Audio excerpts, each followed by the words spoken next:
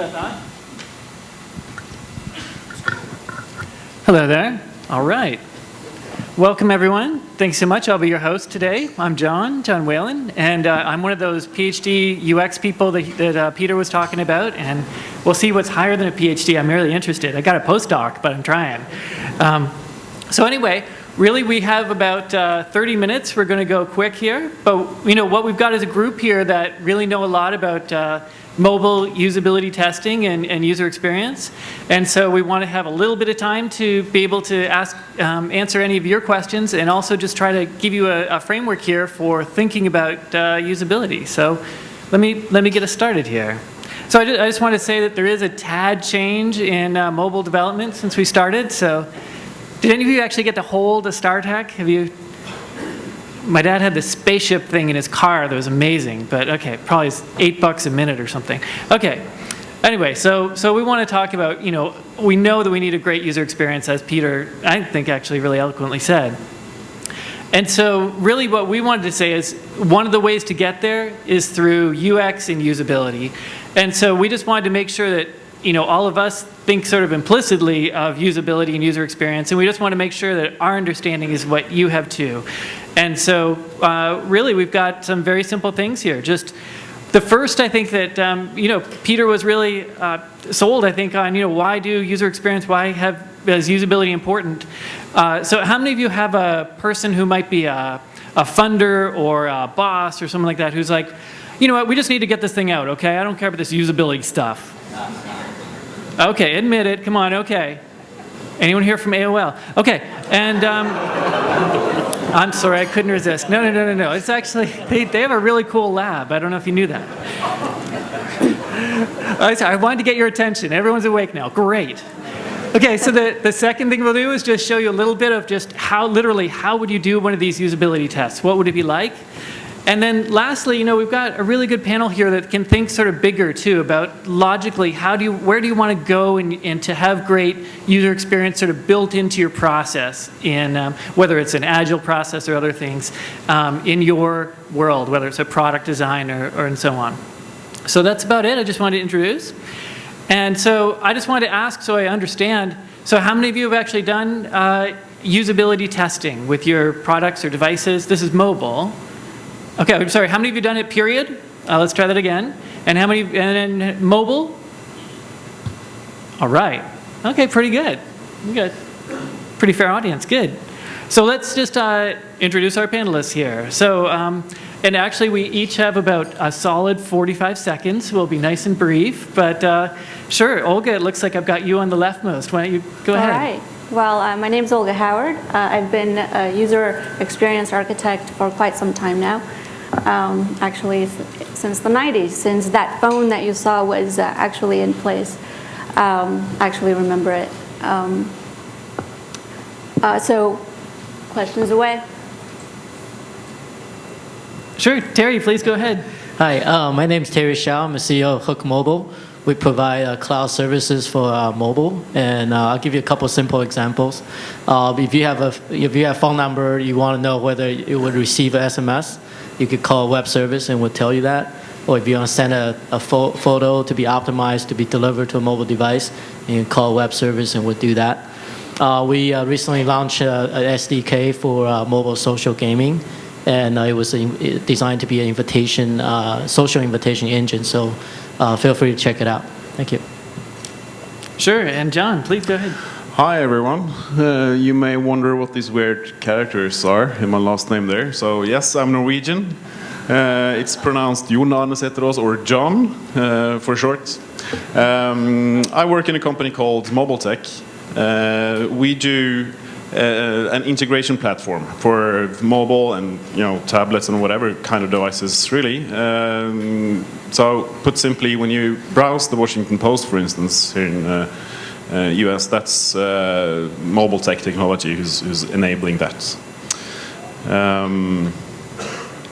Yeah, so it's about presenting all content, not just a subset of content, but presenting all content on the different devices. Good, and now we're down to Corey. Please go ahead. Hi, I'm Corey Lebson. I am the owner of Lebson Tech LLC. We do mobile and desktop user research and evaluation. I'm also president of the DC chapter of the Usability Professionals Association, UPA, and I'm on the board of directors of UPA International. Hey, could you hear Corey okay? Yeah, A little quiet? Okay. move Okay, up cool. a little bit. There we go. I'm just loud. Okay. The last thing I just want to say, I'm John Whalen, and I have a little company called Brilliant Experience, and we do user experience and strategy kind of things, as well as information visualization kind of challenges for all sorts of groups, and lastly, mobile. So both mobile usability and end-to-end development. So, okay, great. Well, let's go ahead. So really, we had those three topics. So literally, why should we focus on mobile usability? I just wanted to quickly try and get our panelists to talk a little bit about that. And I apologize that we didn't actually sit in the order that I've got here. But I just wanted to remind you, so, you've got some app, right? And then you do a little bit of usability testing. And then, look, a pallet with $1 billion on it. So anyway, mobile usability, it's worth it. So let's, and we even charge less than that. Okay, so, okay, great. Here we go. So here's our panel, and I'm sorry we don't have us all organized correctly here, but I wanted to make sure you knew the face to the name here and gradually learn who we're talking to, because they're really great experts. So maybe I'll just let you all take it away. So what is usability, user experience? And just how does it affect business value? And what are the ways I can evaluate usability? Is it like just I look at it? Do I get someone to show it? Just really quickly, let's talk about that. And we've got about 8 minutes. Go. Sure, I can talk to that. Because I spend most of my time on the front end of designing products, I actually spend quite a bit of time thinking about usability, but mostly from the perspective of how is this user going to use it? What is this user story that I'm trying to accomplish? So how usability or user experience affects the business value really begins with how you're thinking about your product. So if we were to think about this stage as the circumstance where your mobile product is going to be created, we then have to think about all of the things that affect this experience. So if we were talking about the iPhone, for example, there might be some regulation, there might be some political things going on, there might be a new technology innovation that you must incorporate. Good example of that might be Twitter. Twitter just came out, now you have to incorporate it into your product. So you have to take into account all of those things at the same time that you're trying to design this product. So if you can imagine having this circumstance that's moving around on you and having this product that you have to create for this user story that this customer is hoping to accomplish, and every one of those features and functions that you are putting into your product is going to be informed by this user. Now imagine that you don't include usability testing for each one of those features and functions, and now you're piling on a feature over another feature over another function over another function. So when you are creating this product, you must incorporate that usability testing and thinking within each of those pieces that you're compiling, so that at the end of the day, when it goes finally to Corey doesn't get a piece of crap, then sends it right back to you, and now you have to start over. So that's where it really will affect the business value. If you can imagine how many dollars are being spent from my side, where I'm working, then going down the line over to Corey, and then Corey says, this is crap, you got to start over. So actually, and that doesn't really ever happen. So Corey, actually, I was going to ask you, just literally, you're our Usability Professionals Association representative here. So what is usability? I mean, from my lens, that all is usability. My lens is on the kind of the flip side of the story. After we're sure we're doing it right, everything's perfect, but is it really? Is it usable? And the user, that user, isn't just an abstract, isn't even just a profile we come up with. That user's real. That user is a real person, an identified person, pulled out of the community, and say, okay, you represent the user. Go try it. And so it's Does not. this work? I was going to say, sorry to interrupt. It's not always obvious. So I had the one person who said, "Oh yeah, this is a pretty good site, but it's kind of hard because you've got this mouse and it's got like 2 buttons on it. Why? What? Which one does what? And so, there's lots of things that you all know implicitly that your audience might not realize. Right, and that user doesn't necessarily understand that button, that great button label that you came up with. Yeah. Hey, Terry and John, is anything you want to say about, for example, we think we know a lot about usability with the web and stuff. Do we already know what we need to know? Well, I'd like to comment on a few things first about this. What is usability thing? It's a very difficult question, and usability you almost have to be a shrink to actually get this stuff. But really, what it's all about is that usability is the process of doing whatever you can to make sure the end user is actually returning to your site once, twice, and 3 times, and then suddenly he's regular. That's the simplest way to look on usability. And obviously, the business value is in the users, returning users, regulars. No users, no fun, no money. So that's my simple view of stuff. So. Yeah, and I think it's important for content owners who's not into usability on a daily basis to just simplify things and constantly think about what can I do on this page or in this application to make sure the user actually comes back to this site or this application. That's the simplest thing. Having said that, you asked. Do we know enough about usability? The web has been around for quite some time, and usability is not a new term anymore. But obviously, mobile devices, mobile phones, tablets, and TVs was mentioned here as well. They're different in all sorts of different ways. Interaction models. There's screen size, obviously, and mental models of what's on the screen and hardware and all that kind of stuff. So it's all these new dimensions that you have to care about when you're thinking usability. Can I just ask really quick, how many of you last night had your phone within arm's distance when you went to bed? There you go. Okay, so that's a little different than probably your TV set, right? Okay, good. I'll be very brief. So the way we look at usability is one of those things. It's a combination of left brain and right brain, art and science. There's not necessarily a right, the right or wrong, but you got to consider what your users need. So I like to kind of back to basic. In the mobile app business and mobile game business, you look at your challenges and their user acquisition, user engagement, and monetization. So a lot of times you got to look at your usability through those lenses and see how they relate to the goals and objectives you're trying to achieve. So I'll give you a simple example. I can move on. The simple example is, how many of you downloaded an app and the first thing it asks you to do is to log in and you just walked away? Yeah. So again, there's something that you're trying to offer. Does it really require login? And I think that's the first question of when you look at usability is how does it fit into what you're trying to achieve in terms of those value lenses of acquisition, engagement, and monetization. Great. Okay, we're almost on time. This is really good. Okay, so let's keep going.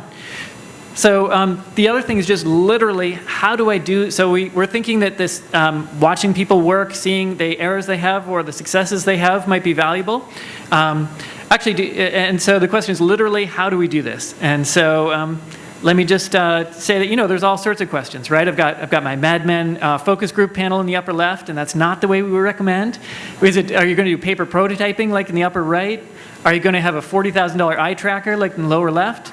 Or are you going to have people with a funny looking hat on that's got all sorts of cameras on it? It feels very, very, very natural. So there's lots of possibilities right here, and we can give you a full range. But so what I wanted to do is just go ahead and maybe I can ask my panel here, and while they're answering, I'll fool around a little bit and just show you a little bit of one example here.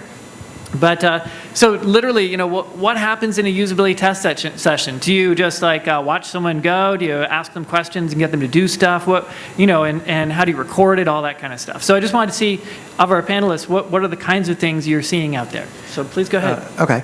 I mean, this is what I love to do the most.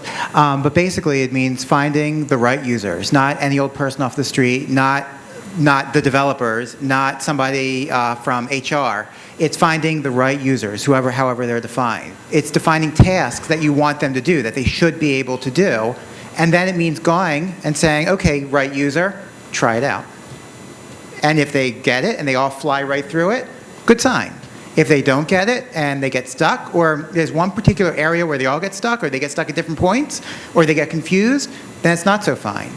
And then it's aggregating. It's aggregating across users. It's saying, okay, well, they've had these problems, this worked perfectly, this didn't work so well, and it's reporting it. It's coming up perhaps with a video highlights tape, and I've done that where you have the person saying, huh? Next person, what? Oh, I don't understand. It's the younger folks. They'll understand. And when you see this over and over and over, it makes a good point. And then it's going back and it's iterating and it's doing it again and maybe doing a quicker version of it the next time to make sure that when whatever you have is going to market is put out there, that you're not going to have those, huh? What? And doing it early and often and avoiding problems later on. Can I make a point? One of the things that we're all talking about usability as if we can actually get our clients to do it. It's expensive and they never ever want to spend the money on it because they assume that we're going to create the most wonderful product already. And whatever usability problems occur are going to be very small. And while that might be true in some cases, it's not really going to be true in all cases. So I've been in the business since the early 90s. I exaggerated. When that big hunky, big giant phone was around, I actually saw it when I was in high school. So I am that old, but not as old as you might imagine. So in all of the years that I've been doing this, the truth is that the number of clients who actually will pay for usability is quite small. So that's why it's really important to, when you're starting at the front end of architecting, to think about those things. And in mobility, one of the bigger problems I found is that because customers don't want to pay for usability, you have to take it on yourself. So in an example of where this might be really important is when you're building, I was architecting an app for a fleet of cars that needed to be kept track of by a manager somewhere else. Little did we know that these folks who are going to be carrying around these iPads to submit information, we're going to be putting them in places where the geolocator might not actually pick up the line. So we weren't thinking about the fact that they were putting it under the car, in the glove compartment, taking it with them. So all of these kinds of things mean that usability testing is done either by someone who might be working on the team or someone who is part of the client's staff who will do the primary testing to see if it will work. That way, once you get done with all of the features and functions, you're good. Sure, here. I think I actually got everything going here. So the one thing you can do here also is there are techniques. So I actually don't have the Wi-Fi synced up between my laptop and phone here, but then you can actually broadcast the, there's a thing called reflection that allows you to actually broadcast is through AirPlay, your iPhone, straight to a Mac, or you can do the Android. Actually, what tool do you guys use for Android for broadcasting straight from your, it's called Android. Are you talking about the actual Android ADV? It's the way that I can actually show live what's on the screen right on my laptop. Anyway, that's a good Google question because I obviously can't remember it right now. But the whole point here was to have a couple different cameras, right? One is to literally see what's on their phone. So the idea behind this little really simple thing here, we got a little bendy guy combined with a camera, and then it's got a little bit of sticky grippy stuff right here, so I can turn my phone in different orientations and you can still see what's happening. It doesn't matter what phone, if I come in with a really ancient whatever, we can still use this kind of rig. With the more modern ones, we can broadcast it straight to a laptop and you get a really, really clear picture, obviously. that naturally on the stage likes to do it very poorly, but the other thing is that we've got a camera to the side, so we can actually also record not only what's on the screen, but also are they trying to tap, are they trying to swipe, are they trying to use 3 fingers, what's going on. So, and then lastly, we try to have a face cam so you can see them going like, so and they're suggesting that they might not be as happy. So then the point here is actually if you get all these together, you can simply do a screen recording here and then have all this together. I don't actually know of a single good, we can do 2 cameras with something like MoDevUX that's actually very expensive. It's in the like $1,000 range. But I don't know of any one group that's got a perfect piece of software for this. So just supposing you were able to write that kind of thing, you might want to talk to me. Okay, great. Any other, how are I was other going to make a people quick doing testing? point. In terms of usability tests, I don't think it's one of those things where it's a checkbox, you've done it and it's over. I think it's a kind of continuous incremental improvements you continue to make. And before you even go into this usability test, I think it's paramount to build a kind of a test case. Make sure that you account for all the edge cases. If your application requires location services, you got to make sure that you account for the different settings that your users are going to have on the phone that would change the behavior. And then post launch, you can continue to do A/B testing based on if you got a lot of users, you could tell the differences how they navigate through the app and whether they're more engaged, whether they're better monetized based on different things you could do. Yeah, and if I can comment on that, I completely agree that this is a continuous thing. And after the launch of a mobile website, or any website really, the most reliable source of data is obviously your analytics systems, whether it's Google Analytics or Omniture or whatever. But there's only one problem, or it's a huge problem really with these systems. Even Google Analytics, they have been better, doing better on reporting mobile lately, but it's still not enough because you need to know very in-depth information about each device. Screen size is one thing, but is it a touch screen or all these kinds of different capabilities on the different devices, and you need to combine them, to see, is the click stream different on iPhones versus Android version this and this, and why are BlackBerry users, not completing, completing the goal here. So. Yeah, you need to continue to collect these kinds of data, and it's not enough to know what kind of operating system and know how many visits and hits from different operating systems. You need to know very detailed information about each device, and then obviously analyze these data. With a note about Google Analytics or 4C or any other kind of survey, I find that those actually inform tasks that can go back to the usability testing. Not that we look at the aggregate and that's it. The aggregate can tell us where we focus. With respect to the lab the setup that John just showed, you could actually do it. I do it with a $10 banana holder from Amazon.com, which just kind of arches like this with a little webcam perched at the bottom or at the top, pointing downward. Very easy, very cheap. And also, I will point out that I've also broadcast the picture-in-picture view via WebEx or GoToMeeting. So clients who are remote, far away, can actually watch the session in a really good format, or assuming a stable internet connection. Okay, good. So actually, just really quickly, if all of you have done mobile usability testing, have any of you tried eye tracking yet? Okay, so for the vision scientist in the room, I just wanted to tell you that one challenge we've got still with that is that we actually I'll dial it back to the picture. So this one here, I don't know if you can see, but she's actually touching something that's actually physically bolted to the eye tracker right now. So you have double-sided tape and you squeeze your eye. So the good news is you can see where people are looking, and usually that's a sense of what their visual attention is. And so in that way, it's actually pretty neat to see what else you can get. The downside is it's still not, you can't walk around like you can with this kind of thing here. And likewise, giving people a little bit more flexibility like Corey's talking about. So we don't have one perfect solution for this yet, but we do a sort of a variety. Just really quick, of those of you who have been doing usability testing, just shout out, how many people have you tested in a session, like for one environment or iteration with your agile cycle or whatever it might be. What's it? 15. I heard 15. Do I have 15? Oh, 3. Okay. 5. Yeah, okay. So you can see that we're not quite testing in the hundreds yet. So this is something we do pretty quickly. So, okay, what we should do is move on and just give you the sort of our last bit here when we're talking about what we should be ultimately doing.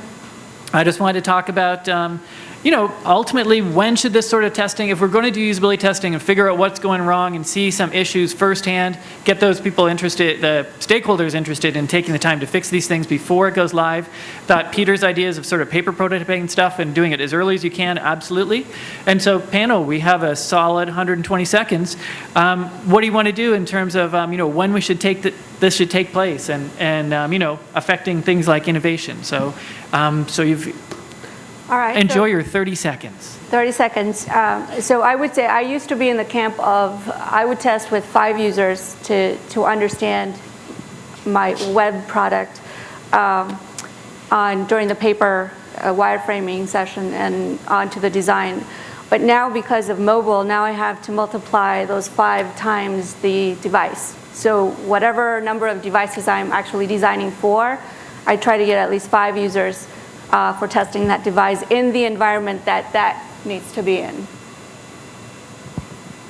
Sure, go team. You know, in terms of a lot of these testing, we think you also have to look at how the users, how the ease of use for the users. For example, if you want user to invite a friend to check out this app, email is a horrible medium. It's hard for people to go, they have to go back to their email client to capture email and then grab it and then try to send it to you. So, so we encourage people to look at different ways of doing the same thing without kind of, without limiting yourself to what's existing out there. Yeah, well, you mentioned impatient CEOs in the beginning here, you know, get the stuff out there kind of CEOs. You know, if you have to get the stuff out as quickly as possible, that doesn't mean that you know, you can't do usability testing. So, you know, real users with real devices are probably, you know, the best testing you actually can do, provided that you actually, you know, take the feedback and analyze the data. So, you know, get the stuff out there. That's definitely an option. Give the end users the tools they need to give you the feedback.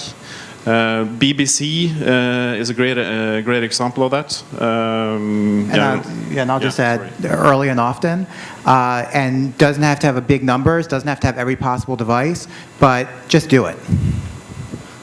Okay. So, team, what? Let's see. Actually, yeah. Are there any things that you want to talk about? So, time for a couple questions. Well, got lots. So, how about go ahead, right in the middle? Yes. So, person pointing to himself. Right. Okay. So, your averagely successful application will generate order of $70,000-$80,000 in revenue, right? So, and if you get experts from usability and stuff, that's going to be $20,000, $30,000, $40,000 or even more. So isn't it obvious that companies will cut on that cost? So the question is basically, if it's so cost effective, you're getting such good return on investment, isn't it obvious to do this? I find that hard to disagree with, being a consultant who does this for a living. I'm totally with you. Okay, good. I'll pay you later. Go ahead. My question is about analysis. So much of the focus is on how you actually do the testing. But to your last point, John, especially as the universe of testers grows, how do you actually look at that data in some kind of a quantitative way and come to conclusions?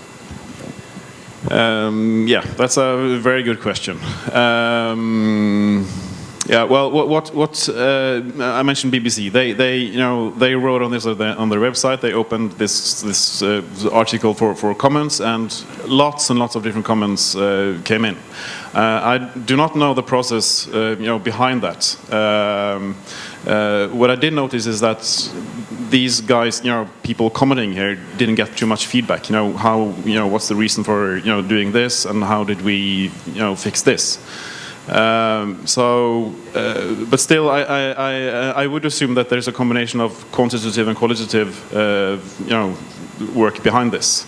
But I don't know, maybe other... Yeah. Not, So- not everything has to be quantified. I think that's a good point to make. Yeah, we really will have a mix, I think is the ideal. So I'm so sorry, we'll have to take our other questions offline, but I just wanted to remind you, usability testing plus your app equals $1 billion. Okay, Yeah. so thank you so much. We really appreciate it, and enjoy your day.